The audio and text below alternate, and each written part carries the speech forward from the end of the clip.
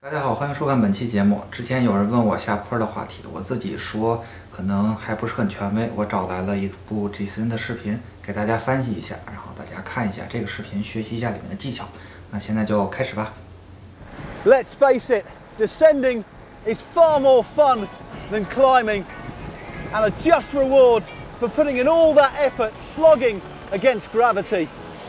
So, to increase that feeling of exhilaration or simply to improve your technique and speed, we present to you how to descend faster! Woohoo!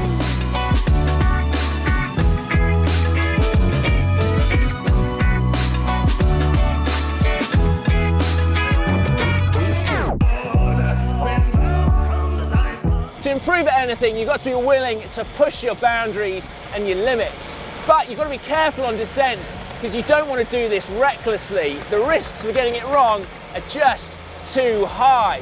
So a really good way to do it safely is to follow another rider, one who is more proficient and also faster than you.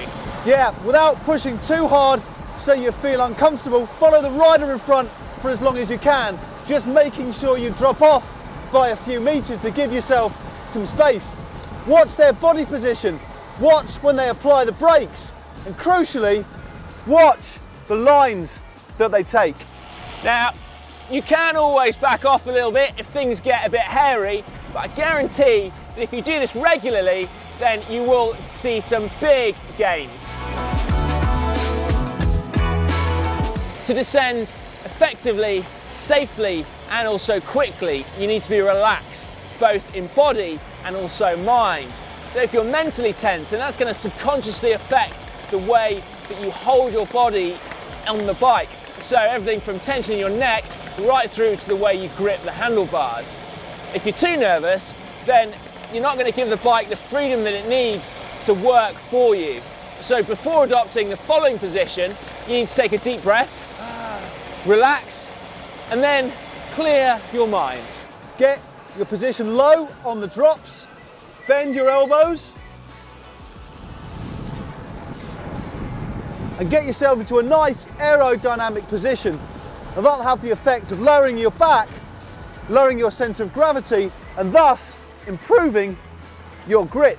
Now make sure that on the descent you always hold the bottom of the handlebars, because if you hold the tops, you risk your hands bouncing off on rough surfaces. You and your bike will go where you fix your gaze, so don't look down at the road or directly at the wheel in front or at the rider in front. Look where you want to go. It's also very important to scan the horizon for potential hazards, and that's even more vital if you're looking to press on at even higher speeds, as your brain will need to process things far more quicker. Now don't turn around when you're descending either, because that can easily make you veer offline. Always scan the road ahead, and that even means you can't admire the view. The smoother you're braking and the faster you're cornering, the more momentum that you'll carry through the corner, so they'll make it far easier to pick up your speed again, and you'll also save a little bit of energy. Now when cornering, looking where you want to go remains absolutely integral to your technique. So as you enter the corner, you actually want to be looking for the exit, and then that will draw you nicely through the turn. Now the most tried and tested way of cornering is to basically brake on the approach to the corner and not in the corner itself. So shave off as much speed as you can going in, and then try not to brake too much in the corner itself.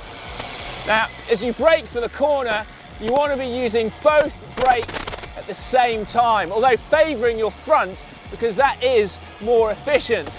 And then as you enter the corner, you want to drop your outside foot, put your weight through there, and then also your inside hand, and that will really drive the bike into the corner and give you loads of grip.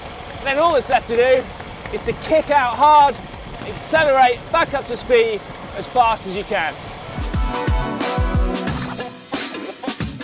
Now, stability is key here. We've all seen the pros adopting those fantastical positions in search of a few extra Ks an hour. But the fact is, that's really way too dicey to recommend doing out on the open road.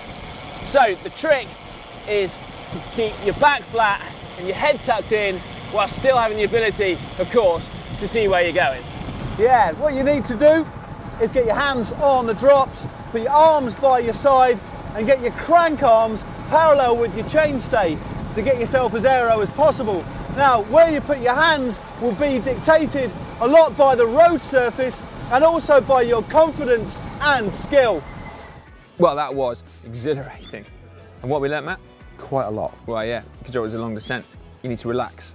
You need to get aero. You need to look ahead, nail your braking and cornering techniques, and also remember what physics tells us, which is that the faster we go, the more stable we become. Now, for more downhill action, but the other way round. 嘿嘿，萌萌。大家好，欢迎收看本期节目。之前有人问过我关于下坡的话题，我找来了一个 Jason 的视频，里边有非常多的技巧，我翻了一遍。